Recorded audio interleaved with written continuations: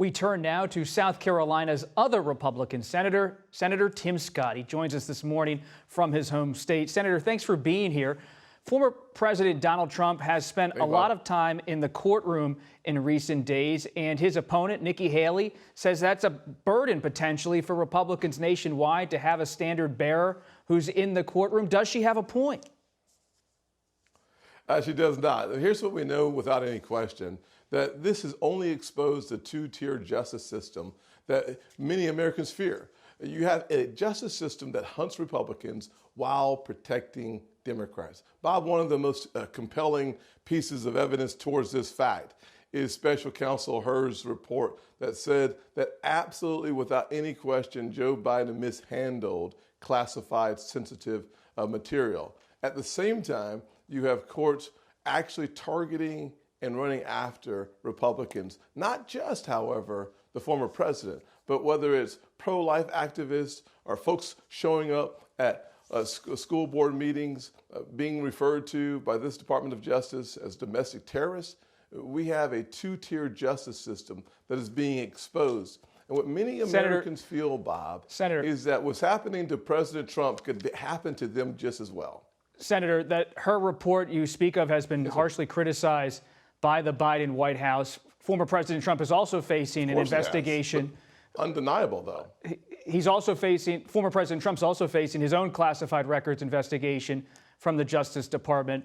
And you see right now that you talk about the Justice Department being weaponized, but that's a claim made without evidence here, that it's somehow being weaponized. You have to have intent when it comes to making that kind of claim. Here's what we see. The Special Counsel Hur's report is crystal clear that the President of the United States is too old, his memory faulty, which makes him sympathetic for a jury, so they're not moving forward with charges. But the report is clear that he mishandled classified material. That report is and there was no charge, clear, Bob. I think we can agree on that. The characterizations have been highly contested, and there was no charge included in that report. But when it comes to former President Trump, Senator Scott, do you believe the RNC, the Republican National Committee, should be involved in paying his legal expenses, which are mounting? I can only tell you that without any question, when you look at the two-tier justice system that we have that I just reinforced, I think it's important for us to note that without any question, the American people are very concerned about how that would impact their lives. Their issues are very clear, by the way. The American people are more focused on their future than Donald Trump's past. What they're more focused on is making sure that our southern border is secured. We're looking at almost 10 million illegal crossings by the election. The American people aren't asking the questions about legal challenges. The American people are asking questions about economic challenges. When 2/3 of Americans, according to a few polls, say that they don't have $1,000 in their savings account, Joe Biden's inflation has also increased interest rates that has decimated savings and investments for people living paycheck to paycheck.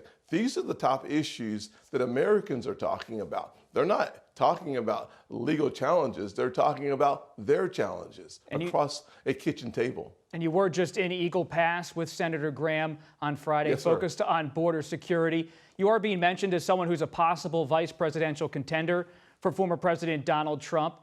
Should you ever become vice president, whether it's this time around or in the future, an important question is, how do you specifically see the role of vice president on the day of congressional certification?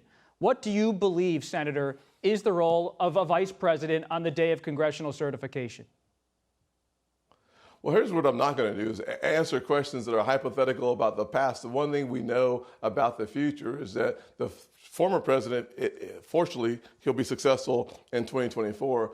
He won't be facing that situation again. So what we should focus on is what will cause the former president, President Trump, to be the next president of the United States. It will be those issues that I've articulated. In addition to that, the lack of law and order in the streets of America. I'm not going to sit here and have a hypothetical conversation about Senator, something that you and I both know Senator, cannot I respect happen. your point of view on that. That is just a fact. I'm not asking you a hypothetical question. I'm asking you a constitutional question. How do you see the role of vice president in terms of the congressional certification? The Constitution is very clear. So, and you stand by your decision? This is not, of course I do. There's not a question that we're going to ask and then have answered about the past. I'm not changing my position. I'm stating very clearly that the American people are very concerned about 70,000 Americans losing their lives to fentanyl.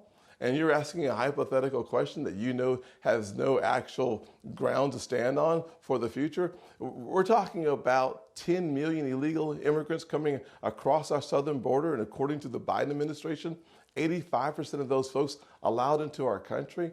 We're talking about the loss of law and order in the poorest communities in this country. Instead of having conversations about these incredibly important issues. Senator, I respect your position on the focus. I'm just saying for someone who's being mentioned as a possible vice president, it's fair to ask how they see that role, that duty of a vice president on that day. Let's move on to politics. Nikki Haley's been tough. She has been a longtime ally of yours, not so much anymore. Her son, her adult son, Nalen, has referred to you as Judas for endorsing former President Donald Trump. What's your response to Nalen Haley and to Nikki Haley, who has not really disavowed that comment, though she's kind of shushed her son from time to time? Well, here's what I would say. Politics makes people and their families desperate. It's unfortunate for a person with the high caliber of an individual that she has been to stoop down to having her and her family refer to me or anyone else as Judas Iscariot or any other name calling. The one thing I would say to your viewers, when you were attacked, please remember this. Do not take criticism for someone you would not take advice. And in addition to that, because I am going to church in a little while, Matthew 5:44 reminds us to pray for those who persecute you and to love your enemies. We have to find in our hearts the way of forgiveness. I know that they're in a heated race. I know that it's not going their way. They're going to lose their home state. There will be a devastating loss here in South Carolina. It was a devastating loss in New Hampshire. There's not a state coming forward that she's going to win. So I get the name calling, but it's not about me, frankly. It's about the American people. So I hope that they get back to focusing on the underlying issues. But until then, speaking of that, Senator, should former President Trump to be forgiving in that process? And just final thing here, speaking of name calling, you say focus on the issues. Should former President Trump stop calling Ambassador Haley birdbrain?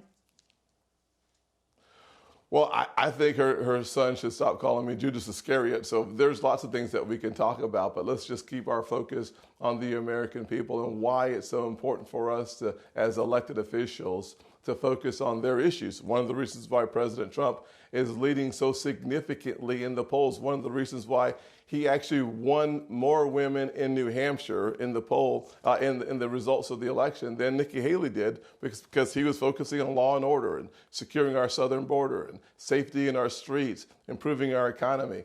These are the issues that we should focus on, not the back and forth and the challenging times in which we live, and the simple comments that are, they're throwaway comments long term, but they can do damage short term.